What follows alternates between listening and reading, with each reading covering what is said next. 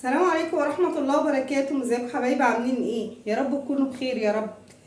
تعالوا كده، انا لسه جايه من الشغل وتعالوا نعمل مع بعض كده ايه، مش غدا عشاء الساعة 9. فما جيت وخدت راحتي كده من الحر والسخونية، قلت اما اقوم ايه اعمل اكل. حتى ما عملتش زي ما انتم شايفين كده، هما مش كتير، هما كام طبق وكوبايه. مواعين، ولا ابتدي بقى الم حاجات كده في الشقة عشان بكره الجمعة ان شاء الله اجازتي ما يبقاش عندي حاجات كتير. فهلملم كده غسيل مثلا، اخلص من المطبخ النهارده كده يعني. تعالوا نعمل مع بعض شويه لحمه ببصل كده، كباب حله، حاجه سريعه كده، وشويه رز. تعالوا نعلق مع بعض. بسم الله الرحمن الرحيم. احب اقول لاي ام عندها حد في ثانويه عامه، ربنا يا رب يكون جبر بخاطركم يا رب، والف مبروك للنجح في الثانويه العامه، ويا رب يفرح كل بيت وكل ام باولادها يا رب، وما تضيعش تعب حد يا رب. يعني ربنا ما يجعل تعبهم يروح فايده يا رب كده، ونفرق الدنيا كلها تكون فرحت كده. وأول ما اشوف رودينا بنتي يا رب. يوسف ده استحاله ثانويه عامه، استحاله استحاله استحاله من رابع الاستحالات ان يوسف داخل ثانويه عامه، ده بيفهم بالعافيه في المذاكره. لكن رودينا ان شاء الله املي فيها كبير قوي. تعالوا بقى كده، معايا حله، هنزل فيها بشويه زيت،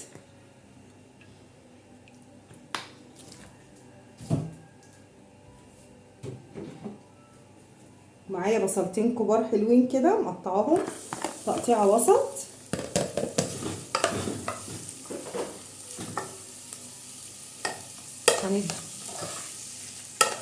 خلي البصل ان هي تاخد لون. اول ما تاخد لون معايا هنزل عليها بالفلفل. ومعايا كيلو الا ربع لحمه، ومعايا قرن فلفل حامي. طبعا لو عندي رومي كنت قطعت، بس ما عنديش عشان كده قطعت قرن واحد حامي. البصله تاخد معانا لون، هنزل بالفلفل يتشوح تشويحه صغيره، ونروح حاطه اللحمه. خليكم معايا بقى نشوف هنعمل ايه. تاخد لون بس ونرجع مع بعض عشان ما اطولش عليكم الفيديو. البصله خدت معانا لون اهي، هنزل بالفلفل، هذه تشويحه بالفلفل بسيطه كده. بسم الله الرحمن الرحيم. طبعا هنا حاطه ميه بتسخن عشان خاطر لازم تزود ميه سخنه مش ميه بارده عشان اللحمه ما تجمدش معايا. بسم الله الرحمن الرحيم.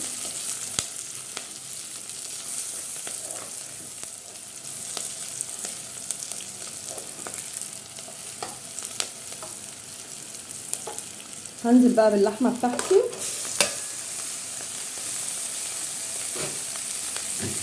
هو كده اللحمه بقى مع البصل مع الفلفل لحد لونها ما يتغير خالص. عايزه اقول لكم انا بموت قاعده في ساونا. يا رب بقى الشتا يجي.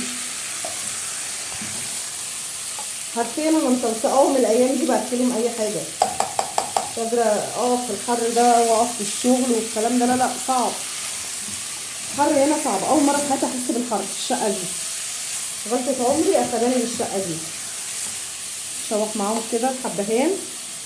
حاولي لما تكوني هتعملي اكل مش شوربه هتتصفى، عدي فصوص الحبهان عشان قبل ما تاكلي طلعيهم، لما تيجي تحت البوك يبقوا صعبين قوي. فانا بعدهم عشان اطلعهم، عشان ما انساش واحده. فلفل اسمر،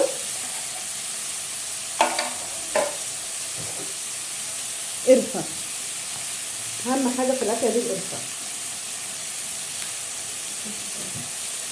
نقلب بقى كده كويس لحد اللحمه ما لونها يتغير. شوحي لحمه عادي، انا مش هحط فيها ديمجلات صراحه، ما بتبقى من غير ديمجلات اطعم واحلى بكتير. في كده حاجتنا. بعد رودينا تجيب لي رز،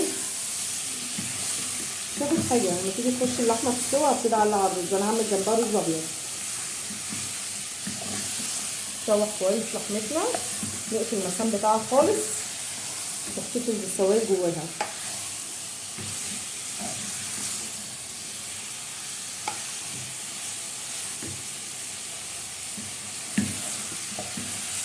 طبعا قطعوها زي ما انا مقطعاها كده صغير عشان تستوي معاكم ايه بسرعه، عشان في نفس الوقت تاخدي بالمعلقه بالصوص بتاعها على الرز تتاكل على طول. خلاص انا شوحتها كده كويس، الميه عندي هي سخنت غليت.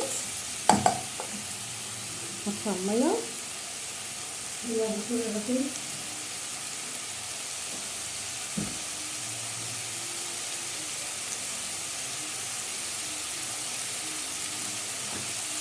حطي بقى ميه.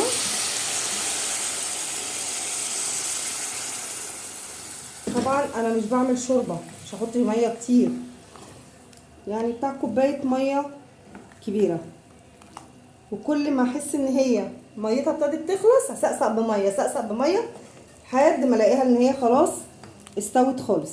هسيبها بقى مع بعضها كده، اغطيها لحد ما تستوي براحتها. نرجع مع بعض. مش هعمل اي حاجه تانية، اللي هحط لها ملح ومكعب مرقه بس لما الاقيها خلاص داخله في السوا. مش هنعمل حاجه تاني مع بعض. هنرجع هنا احط الملح بتاعها وهي داخله في السوا، وبعمل معاكم الرز وبس كده. خليكم معايا. خلصنا الاكل بتاعنا. ادي كباب الحله، اللحمه ببصل وفيها صوص طبعا عشان ناكله بالرز الابيض الجميل ده. انا ما عملتش اي حاجه، هو اللي عملته قدامكم وسبت اللحمه بس تستوي. كل ما الميه بتاعتها تقل ازود لها ميه. والعيش هنحط طبعا مخلل. وده كان اكلنا النهارده، والف هنا وشفا. ما تنسوش الاشتراك في القناه وتفعيل الجرس عشان يوصل لكم كل جديد. السلام عليكم ورحمه الله وبركاته.